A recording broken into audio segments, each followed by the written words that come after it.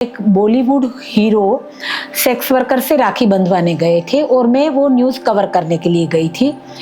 और जब भी मैं वहाँ पे गई तभी मैंने देखा कि वहाँ पे बहुत छोटी उम्र की लड़कियां को जबरन देह व्यवसाय करवाया जाता है। वर्जिन लड़की होती है उसका तो पहले ही सौदा होता है, उसका ऑक्शन होता है, उसके मल्टी मिलियनर वर्जिन गर्ल की डिमांड करते हैं। तो एक लड़की मतलब पहले दिन ही 5 लाख 10 लाख में बिकी जाती है वो एक नाइट के लिए।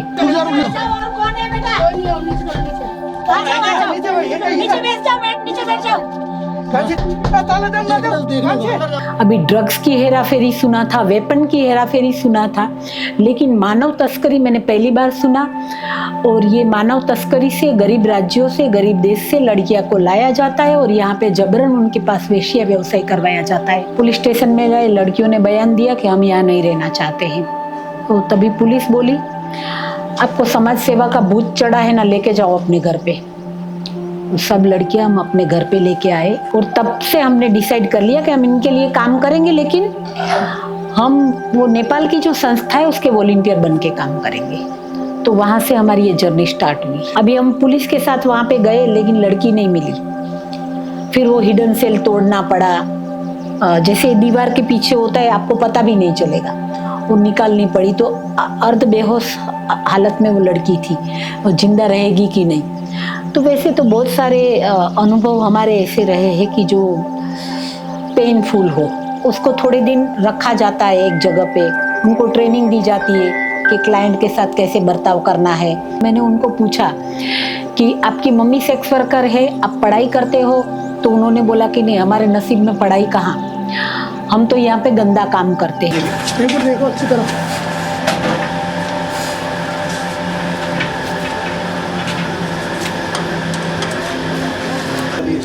जी, हमारी टीम के ऊपर बहुत बार अटैक हुआ है और 2005 में मेरे हस्बैंड का मर्डर हुआ है।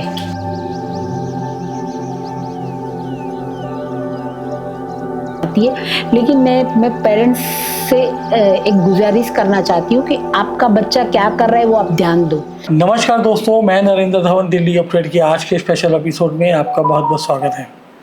आज मैं आपको एक ऐसी संस्था के बारे में बताने जा रहा हूँ, एक ऐसी महिला के बारे में बताने जा रहा हूँ जिन्होंने अपने त्याग और अपने बलिदान से एक ऐसी संस्था खड़ी की है जो एक नाम बन चुकी है, महिलाओं के लिए संभल बन चुकी है, जिसका नाम है रेस्क्यू फाउंडेशन। तो चलिए मिलवाते हैं और सुनते हैं पूरी दास्तान उन्हीं की ज़बानी। मिलते हैं त्रिवेणी जी से। त्रिवेणी जी, आपका हमारे चैनल में बहुत बहुत स्वागत है। आज हम जानना चाहेंगे आपसे, आप ही की जुबानी, कि आपका जो सफ़र था वो कैसा रहा, क्या है आपकी फाउंडेशन, और उसके फाउंडेशन के बारे में बताइए, और जो पूरी वर्किंग है आपकी फाउंडेशन की, इसके बारे में हम जानना चाहेंगे। जी, मेरा नाम त्रिवेणी बालकृष्ण आचार्य है। मैं भी एक रिपोर्टर थी, कुछ न्यूज़ कवर करने के लिए गई थी मुंबई के जो बदनाम गलियां बोलते हैं कमाठीपुरा में। तभी हमारे एक बॉलीवुड हीरो सेक्स वर्कर से राखी बंधवाने गए थे और मैं वो न्यूज़ कवर करने के लिए गई थी। और जब भी मैं वहाँ पे गई तभी मैंने देखा कि वहाँ पे बहुत छोटी उम्र की लड़कियां को जबरन देह व्यवसाय करवाया जाता है। और पुलिस की नज़र के सामने ये पूरा इतना रेड लाइट एरिया चल रहा है, लेकिन इसके लिए कोई आगे आके काम नहीं कर रहा है। और जब मैं गली में, मुझे देखना था कि ये बदनाम गलियां क्या होती है, और जब मैं गली में गई और वहाँ पे 12-13 साल की लड़कियां मेकअप कर रही थी, तो मैंने उनको पूछा कि आपकी मम्मी सेक्स वर्कर है, आप पढ़ाई करते हो? तो उन्होंने बोला कि नहीं, हमारे नसीब में पढ़ाई कहाँ, हम तो यहाँ पे गंदा काम करते हैं। और मैंने पूछा ये अच्छा लगता है? तो बोले नहीं, अच्छा नहीं लगता है, लेकिन क्या करें, हमारे नसीब में यही है। हमको नेपाल से दलाल अगवा करके लाया और यहाँ पे बेच दिया है। अभी तो हमारी मजबूरी बन गई, हम यही हमारी ज़िंदगी कटेगी। मैं बोली तुम घर जाना चाहते हो? बोले हाँ जाना चाहते हैं, लेकिन कौन जाने देगा? मैं बोली मैं तुम्हें हेल्प करूँगी। बोले नहीं, ये गली के गुंडे जो खड़े हैं बाहर वो आपको भी मार डालेंगे। हमने भागने की कोशिश किया लेकिन हम सक्सेस नहीं हुए और हम बहुत, हमारे पे अभी टॉर्चर हो रहा है। और तभी ये बात कर रही थी, उतने में उनकी कोठा मालकिन मैडम आ गई और मुझे बोले तुम यहाँ क्या कर रहे हो? मैं बोली पत्रकार हूँ, कहानी लिख रही हूँ। बोले निकलो नहीं तो यहाँ से मार डालेंगे।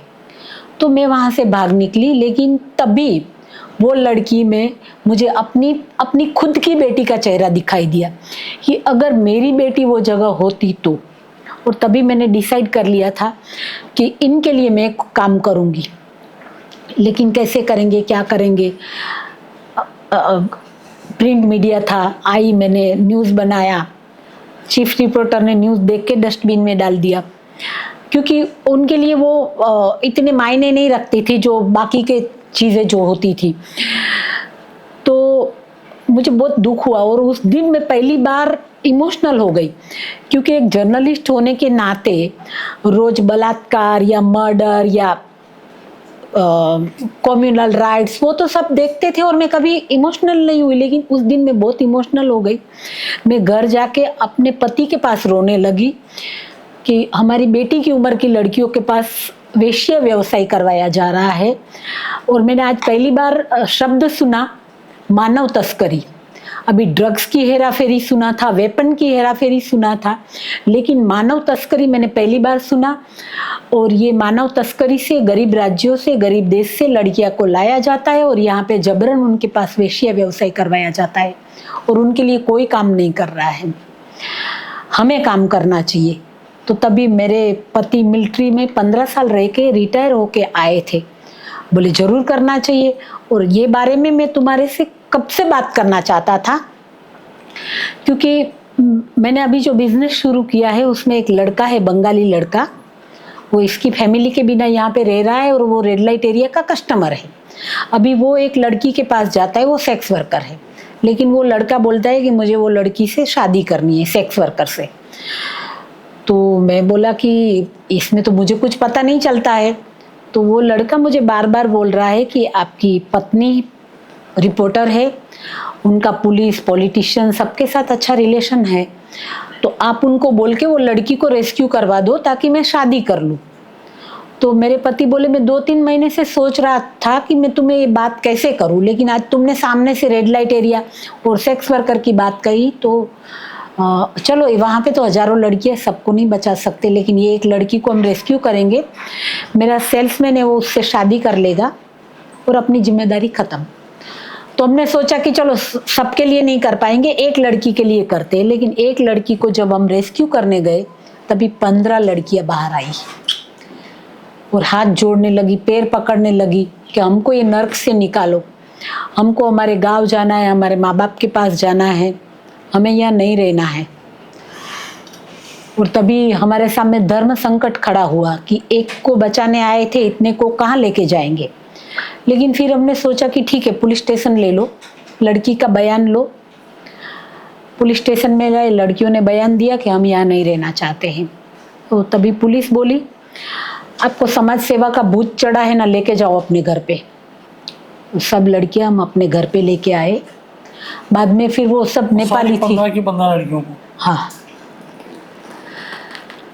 बाद में जो लड़की जिसको हमने रेस्क्यू किया था हमारे सेल्समैन के लिए कि शादी करना चाहते, तभी लड़की ने बोला कि सॉरी, थैंक यू, आपने मुझे बताया। वहाँ से निकलने का एक जरिया मैं ढूंढ रही थी। मैंने प्यार का ड्रामा किया था, क्योंकि जिसके साथ प्यार किया था उसने मुझे यहाँ बेच डाला है। तो अभी मैं कैसे प्यार पे विश्वास करूँ? मुझे अगर नेपाल मेरे घर तक पहुँचाने की आप अगर इंतज़ाम कर देंगे तो अच्छा है। तो बाकी सब लड़कियाँ नेपाल की थी, तो हम नेपाल छोड़ने गए।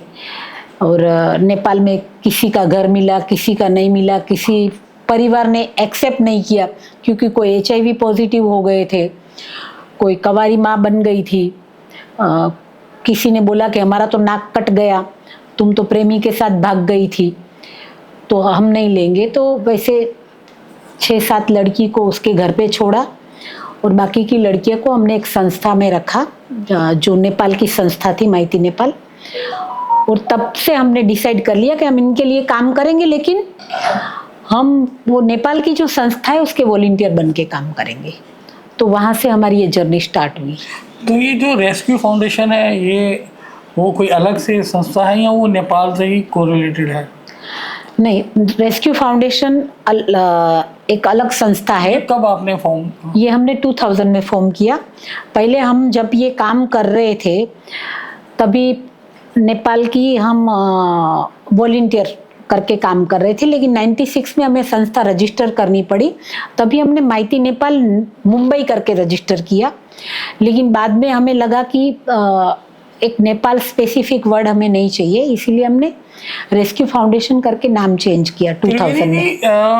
हमने देखा भी है, कई एनजीओ से हमारी बात भी होती है, तो जो इस तरह के प्रोफेशंस में लड़कियां फंस जाती हैं देह व्यापार के अंदर, तो वो कच्ची उम्र की बच्चियां होती हैं, उनको किसी ना किसी तरह से बहला के फुसला के या मतलब शादी का लालच दे के लाया जाता है। तो इस पे किस तरीके से आप लोगों को मेहनत करनी पड़ती है? देखिए, एक तो डिमांड है वर्जिन माइनर की, और छोटी लड़की को उल्लू बनाना आसान है, उसको कैसे भी पटा के बहला के फुसला के डरा के धमका के उसको लाना आसान है, इसीलिए डिमांड भी है और उसको ट्रैफिक करना आसान है, इसीलिए वो लड़कियां ऐसे लाई जाती है। इसको वो लड़की को ट्रैफिक करने का अलग अलग मॉडस ऑपरेंडी है। कोई बोलते हैं कि बॉलीवुड में काम दिलाएंगे। अभी गरीब ज़्यादातर टारगेट एरिया होता है, गरीबी, इलिटरेट है, ब्रोकन फैमिली है, गाँव की लड़कियां है, पहाड़ों की लड़कियां, जैसे नेपाल है, नॉर्थ ईस्ट है, दार्जिलिंग है, वो साइड की लड़कियों की डिमांड भी है, वहाँ पे गरीबी भी है, और दलाल जो है वो ऐसी लड़कियों को टारगेट करते हैं। क्या ये चीज़ खाली देह व्यापार तक सीमित है या ह्यूमन ट्रैफिकिंग यानी कि उनके ऑर्गन्स वगैरह का भी आगे कोई बिजनेस इस तरह के लिंक्स में निकलते हैं? ये सब साथ साथ जुड़ा हुआ है बहुत, कि ये लड़कियां जो ट्रैफिक होती है, देखिए हमारा एक्सपर्टी है सिर्फ रेड लाइट एरिया या जहाँ पे प्रोस्टिट्यूशन चल रहा है, लेकिन हमें भी बहुत सारी इंफॉर्मेशन ऐसे मिलती है कि ऑर्गन ट्रांसप्लांट के लिए ट्रैफिकिंग किया जाता है। लेकिन हमारे जो रेड लाइट एरिया में हम रेस्क्यू करते हैं, वहाँ पे हमारे ध्यान में ऐसे कोई केस आए नहीं है जो उनकी किडनी निकाल ली हो। त्रिवेणी जी, अभी तक आप कितनी बच्चियों को रेस्क्यू कर चुके हैं? 7000 से ज़्यादा। ज़्यादातर कौन से स्टेट से आए हैं हिंदुस्तान? आपके द्वारा जो रेस्क्यू की गई हैं बच्चियाँ, वो मैक्सिमम कौन से स्टेट से हैं? देखिए, पहले ऐसा होता था कि नेपाल से ज़्यादा हुआ करती थी, और नॉर्थ ईस्ट, अभी बांग्लादेश, म्यांमार, अभी तो वेस्ट बंगाल, अभी आंध्र, यूपी, सब एरिया आ गया है, सब स्टेट ज़्यादातर आ गए हैं। अभी हमारे 4 शेल्टर होम में 7 अलग अलग देश की लड़कियां हैं और 22 राज्यों की लड़कियां हैं। अगर दिल्ली जैसे राज्य की बात करें, तो दिल्ली से अगर किसी बच्ची को किडनैप किया जाता है तो किस चीज़ की प्रोबेबिलिटी रहती है कि उसको कौन से स्टेट में ले जाया जाता है ज़्यादातर? देखिए, कभी दिल्ली से लड़की अगर दिल्ली की प्रॉपर है तो मुंबई से हमने बहुत सारी लड़कियां रेस्क्यू किया है जो हम दिल्ली वापस लाए हैं। उनको बोलते हैं कि डांस में, ऑर्केस्ट्रा में काम मिलेगा, तो हम मुंबई, पुणे से दिल्ली की लड़कियों को रेस्क्यू करके लाए हैं। इवन बेंगलोर तक भी दिल्ली की लड़कियां जाती हैं। इसमें गवर्नमेंट का कितना सहयोग रहता है आपको? गवर्नमेंट का, पुलिस का, प्रशासन का? गवर्नमेंट का बहुत सहयोग रहता है, क्योंकि हमारे पास कुछ भी इंफॉर्मेशन होती है तो हम पुलिस का कांटेक्ट करते हैं, एनसीपीसीआर का कांटेक्ट करते हैं, तो तुरंत वो हमें पुलिस प्रोटेक्शन देते हैं, और जो भी कानूनी कार्यवाही होती है वो कानूनी कार्यवाही में हमें हेल्प करते हैं। हम रेड के लिए जाते हैं, हमारा पंचनामा करने के बाद सरकारी व्हीकल में लेडीज़ पुलिस के साथ हम बोलते हैं कि आप सिंपल ड्रेस में चलो, तो हम जैसे गाइड करते वैसे पुलिस हमको सपोर्ट कर रही है। तो गवर्नमेंट से हमें बहुत सपोर्ट मिल रहा है। इवन फॉरेन नेशनलिटी की मिसिंग कंप्लेन होती है, अभी तो सभी एम्बेसियाँ जो है वो भी हमें कांटेक्ट करती है, होम मिनिस्ट्री भी हमें कांटेक्ट करती है। अभी समझो कि नेपाल एम्बेसी है या थाई एम्बेसी है, वो मिसिंग लड़की की कंप्लेन अगर हमारी होम मिनिस्ट्री के पास गई है तो तुरंत पुलिस हमारा कांटेक्ट करती है और हमें बोलती है कि आपके पास कोई इन्फॉर्मेशन होगी तो, क्योंकि 30 साल से हम जो ये एरिया में काम कर रहे हैं, हमारे 100 से ज़्यादा स्पाई है अंडर कवर, जो हमारे इन्फॉर्मर है।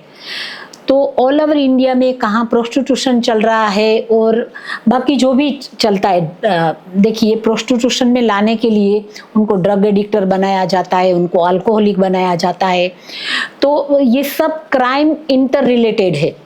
तो पुलिस हमेशा हमारे से सहयोग मांगती है और हमें सहयोग करती है।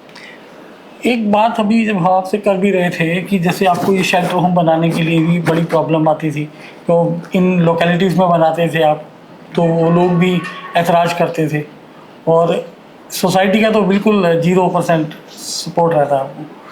और साथ में अगर मैं बात करना चाहूँ तो अभी तक मतलब सबसे टफेस्ट जो रहा हो आपका एक्सपीरियंस, किस बच्चे को आपने रेस्क्यू किया और आपको मतलब एक पेन हुई हो कि क्या हुआ बच्चे के साथ? वैसे तो हर एक रेस्क्यू ऑपरेशन वो ही यातना भरा होता है कि बच्चे को हिडन सेल में डाल देते हैं, लेकिन एक जीबी रोड का था, हमारे पास मिसिंग कंप्लेन थी, वो बच्ची ट्रेस भी हो गई थी। रेस्क्यू ऑपरेशन से पहले एक डेकोय कस्टमर को हम वो लड़की के साथ बिठाते हैं और फिर हम जाते हैं ताकि वो लड़की तुरंत रेस्क्यू हो जाए।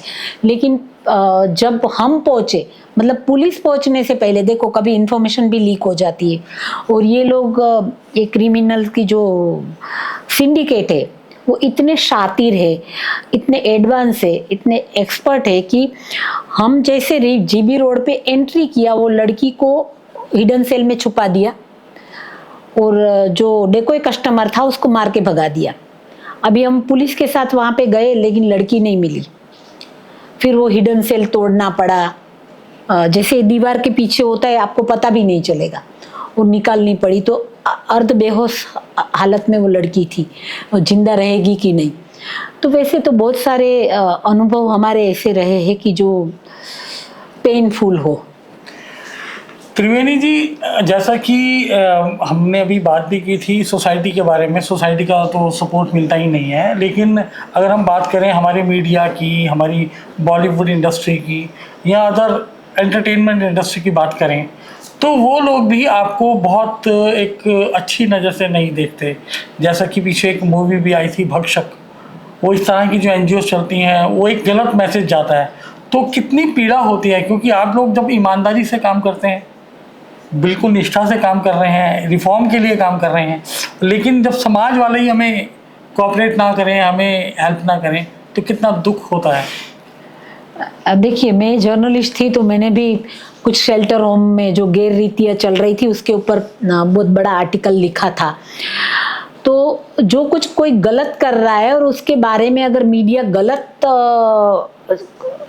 दिखा रही है तो उसमें कोई बुरी बात नहीं है, क्योंकि लेकिन कभी कभी हमेशा जो जितना दिखाते उतना सच भी नहीं होता है। कभी कभी ये बच्चे जो होते हैं, देखिए कोई भी बच्चा, उसके ऊपर रेप हुआ हो, वो प्रोस्टिट्यूशन में हो, एक कोर्ट के ऑर्डर से जब शेल्टर होम में आते हैं तो शेल्टर होम में रहना किसी को पसंद नहीं है। उनको लगता है कि ये जेल है, ये प्रोटेक्टिव होम है, वो उसके समझ में नहीं आता है। हाँ, तो और वो एडोलेसेंट है, उनकी उम्र क्या है, तो कभी कभी बच्चे झूठ भी बोलते हैं। ऐसा नहीं कि जितना बच्चों ने बताया वो सब सच है। तो कभी कभी ये भी होता है कि कभी कोई शेल्टर होम के बारे में बोलता है कि लड़कियां, अभी कोई शेल्टर होम के बारे में लड़कियों ने बताया था कि हमारे ऊपर रोज गर्म तेल डालते थे 2-2 किलो। अरे क्यों शेल्टर होम क्यों तेल डालेगा, तुम्हें रिलीज कर देगा। देखिए, हमारे शेल्टर होम में कोई भी बच्ची आती है उसका पूरा काउंसलिंग होता है, क्योंकि वो ट्रॉमा में होते, डिप्रेशन में होते, उनके ऊपर इतना अत्याचार हुआ होता है कि लोगों से उसको नफरत होती है, तो जल्दी से वो हमारे में भी विश्वास नहीं करेगी। लेकिन धीरे धीरे, लेकिन उसका जो भी होता है, उसका मेंटल स्टेटस, मतलब वो क्या चाहती है, हम तो ये, अगर सगे माँ बाप ने बेचा है फिर भी लड़की बोलती है माँ बाप के पास जाना है, तो वो जो बोलेगी वो हमारी सोशल वर्कर, हमारी काउंसलर अपने रिपोर्ट में लिखेगी और वो चाइल्ड वेलफेयर कमेटी में जाएगा और फिर चाइल्ड वेलफेयर कमेटी डिसाइड करेगी कि अगर फैमिली इन्वॉल्व है तो उसको भेजना चाहिए कि नहीं भेजना चाहिए। त्रिवेणी जी, अभी जो फाउंडेशन की कितनी और ब्रांचेस हैं, कितनी जगह हमारी ब्रांच चल रही है? हाँ जी, हमारी 4 ब्रांचें हैं, एक मुंबई, एक पूना, एक गुजरात की बॉर्डर पे है पालघर में, और एक दिल्ली में है। कितने लोगों का स्टाफ दिल्ली में है और अदर जगह कितने लोगों का स्टाफ है? चारों जगह पे मिलके 125 से ज़्यादा स्टाफ है और 100 से ज़्यादा हमारे अंडर कवर इन्फॉर्मर है। और अभी बच्चियों की बात करें, आपने बताया कि यहाँ पर टोटल 7,000 बच्चियाँ आप रेस्क्यू कर चुकी हैं, लेकिन एट प्रेजेंट अगर आप इस सेंटर की बात करें तो कितने बच्चियाँ अभी यहाँ पर हैं? यहाँ पे 62 या तो 65 एज ग्रुप रहता होगा वही 7 साल से लेके 15-16 साल तक। त्रिवेणी जी, ये आपका जो काम है बहुत रिस्क वाला है, बहुत जोखिम भरा रहता है, तो ऐसा कोई आपके साथ वाकया हुआ हो, इंसिडेंस हुई हो जब आपको किसी खतरे से गुजरना हो, आप पे अटैक हुआ हो या कोई बहुत जोखिम भरा कोई रेस्क्यू ऑपरेशन, उसके बारे में बताएंगे? जी, हमारी टीम के ऊपर बहुत बार अटैक हुआ है और 2005 में मेरे हस्बैंड का मर्डर हुआ है। ओह माय गॉड, कौन सी जगह मैम? ये मुंबई में। खाली इसी एनजीओ के कारण? हाँ, ये उनको थ्रेटिंग कॉल बहुत आते थे और वो रेस्क्यू ऑपरेशन करके रिटर्न आ रहे थे, तभी उनकी कार से दूसरी कार को, मतलब देखा जाए तो पुलिस रिपोर्ट में भी वो एक्सीडेंट ही आया है, लेकिन उनको पहले हॉकी से मार के यहाँ पे ही मारा था हॉकी से, और बाद में कार में बिठा के कार को ही ये टक्कर मार दी। त्रिवेणी जी, जो स्पॉट्स हैं जैसे कि दिल्ली का जीबी रोड हो गया, कमासीपुरा हो गया या बंगाल का, वो वहाँ तक बच्चियाँ पहुँचती कैसे हैं?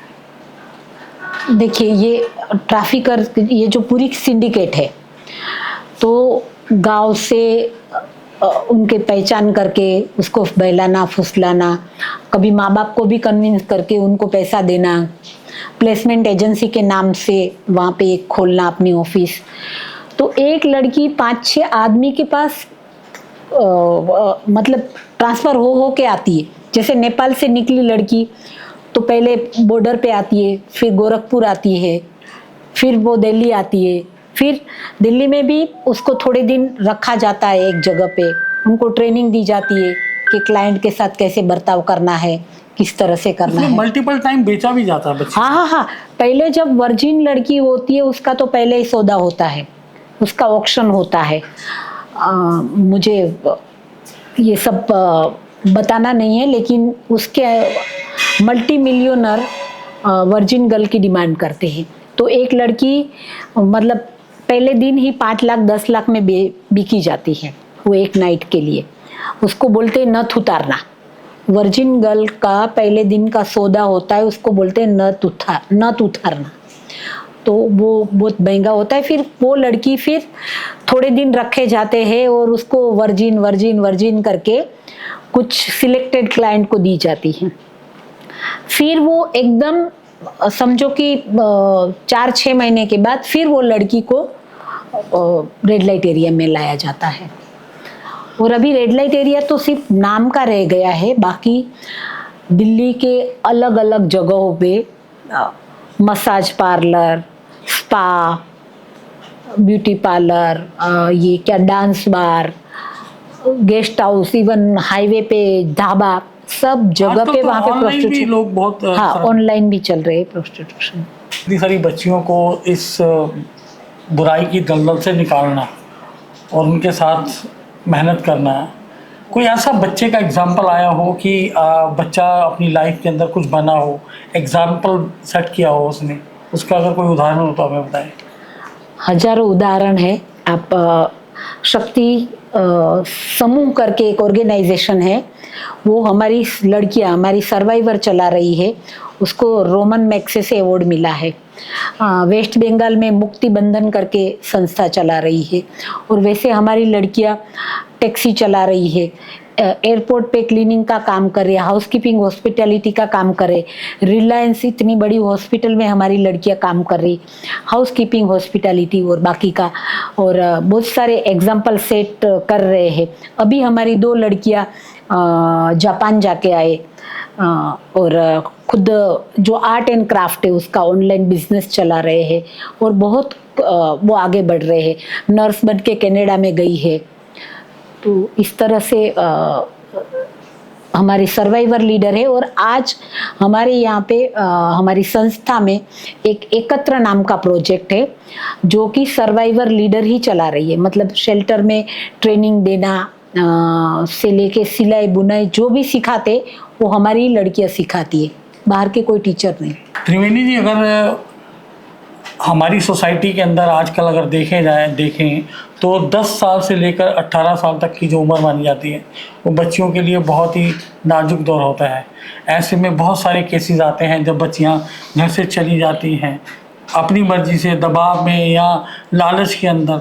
तो लेकिन उनके पेरेंट्स भी डरते हैं कि वो चीज़ समाज के सामने ना आए, और ऐसे में बच्चा कई बार आना भी चाहता होता है तो वो भी नहीं आ पाता। तो इस केसेस के बारे में, ऐसे केसेस में आपकी क्या ओपिनियन है और आप पेरेंट्स को क्या कहना चाहेंगे? देखिए, 10 से 18 साल की उम्र ऐसी होती है, जैसे एडोलेसेंट बोलते हैं, बच्चे चंचल होते हैं और बच्चे के ऊपर माँ बाप इतना ध्यान नहीं देते हैं। वो क्या चाहते, वो क्या बताना चाहते, वो उनके कौन, अभी वो भी मोबाइल लेके बैठ जाते हैं, वो भी सब अलग अलग देखते हैं।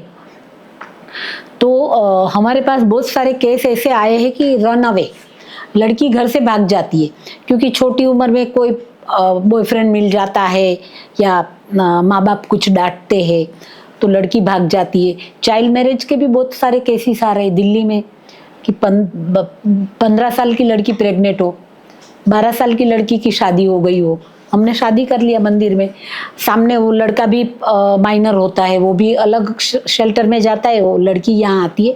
लेकिन मैं पेरेंट्स से एक गुजारिश करना चाहती हूँ कि आपका बच्चा क्या कर रहा है वो आप ध्यान दो, क्योंकि अभी जो इंटरनेट आया है और उनके हाथ में मोबाइल आया है तो वो कौन कौन सी साइट पे जाके क्या क्या देख रहे हैं, वो क्या कर रहे हैं, उसके ऊपर भी ध्यान दो। और आजकल के बच्चियाँ, अभी बहुत सारे केस हमारे ध्यान में ये आ रहा है, ड्रग एडिक्शन, उनको ड्रग एडिक्टर बना दिया जाता है और फिर उसको प्रोस्टिट्यूशन में डाला जाता है। अभी ड्रग को चाहिए ही चाहिए और इसके बाद फिर वो उसकी ज़िंदगी बर्बाद हो जाती है। तो आज भी बहुत सारे पेरेंट्स है वो खुल के बताते नहीं है या हमारी बदनामी हो जाएगी करके नहीं बताते हैं, लेकिन उसकी दोस्ती किसके साथ है या स्कूल कॉलेज में जा रहे तो पहले देखो, पहले हम बोलते थे कि गरीब की लड़की प्रोस्टिट्यूशन में जा रही है, लेकिन आज अच्छे घर की लड़की भी प्रोस्टिट्यूशन में फंस रही है। त्रिवेणी जी, हम देखते हैं कि दिल्ली के अंदर ही बहुत सारे एग्जाम्पल्स हैं कि स्पा सेंटर्स हो गए, प्रोस्टिट्यूशंस हो गए, ये सब पुलिस की नाक के नीचे चल रहा होता है और पुलिस अपने आप कोई एक्शन नहीं लेती जब तक कि आप जैसी कोई एनजीओ सामने नहीं आती या कोई पब्लिक की शिकायत नहीं होती। तो आखिर ऐसा पुलिस की क्या मजबूरी हो जाती है या प्रशासन की क्या मजबूरी होती है कि वो ये सब कुछ देखकर भी अपनी आंखें बंद कर लेते हैं? देखिए, स्पा चल रहा है, पुलिस को मालूम है स्पा चल रहा है और स्पा के अंदर प्रोस्टिट्यूशन चल रहा है, वो भी है, लेकिन वो विलिंगली कर रहे हैं, उनका कहीं शोषण नहीं हो रहा है। और जब तक कोई लड़की कंप्लेन नहीं करती है कि मेरा शोषण हो रहा है या मुझे ज़बरदस्ती करवाया जा रहा है, तब तक पुलिस एक्शन नहीं लेती है। अभी हमारे सामने बहुत सारे किस्से ये आए हैं कि स्पा में थाई लड़कियां को लाया जाता है, थाई लड़की से पासपोर्ट ले लिया जाता है और फिर बोलते हैं कि तुम ये करो, अभी तो तुम्हारे पास कुछ नहीं है, तुम यहाँ पे आरोपी हो, तुम्हारे पास पासपोर्ट नहीं है। तो हमें अगर कुछ भी इंफॉर्मेशन मिलती है तो हम थाई लड़की के पास अपना जो अंडर कवर है इन्फॉर्मर, उनको हम स्पाई कैमरा पहना के भेजते हैं, वो लड़की से बात करते हैं कि अगर उसको वहाँ से निकलना है तो हम पुलिस को ले आके हम रेस्क्यू कर सकते हैं। अगर लड़की बोलती है कि हाँ हमें यहाँ से रेस्क्यू होना है तो हम वहाँ जाके उनको रेस्क्यू करते हैं और बाद में उनकी जो भी प्रोसीजर है उसमें हमें होम मिनिस्ट्री भी हेल्प कर रही है, थाई एम्बेसी भी हेल्प कर रही है। तो यानी कि अब इस पूरे एंगल के अंदर जो फॉरेन एंगल आता है, जो फॉरेन एंट्री होती है, वो इसी तरह के उसमें होती है, स्पा सेंटर्स हो गए या इस तरह के जो प्रोस्टिट्यूशन हाउस हो गए। और दूसरा ये कि जैसे पुलिस ने अपने इंटरव्यू में ऑन कैमरा बताया था एक बड़े पुलिस ऑफिशियल ने कि prostitution is our societies need. अगर हम ये स्पा या डांस बार या मसाज पार्लर हम बंद कर देंगे तो निर्भया जैसे रेप केस और बढ़ जाएंगे। इसीलिए जो अपनी मर्जी से कर रहे हैं उनको हम छेड़ेंगे नहीं। तो ये थी आज की हमारी पूरी बातचीत। किस तरीके से त्रिवेणी जी ने अपने पूरे उस दर्द को भी बयां किया है जो इन्होंने जो सफ़र 1993 में शुरू किया था। हालांकि इन्होंने जिस तरह से सोसाइटी को बदलने के लिए अपने परिवार के साथ अपने हस्बैंड को खोया, अपने परिवार के साथ हुई जास्तियों को देखा, लेकिन इनका हौसला और हिम्मत आज भी नहीं रुका है।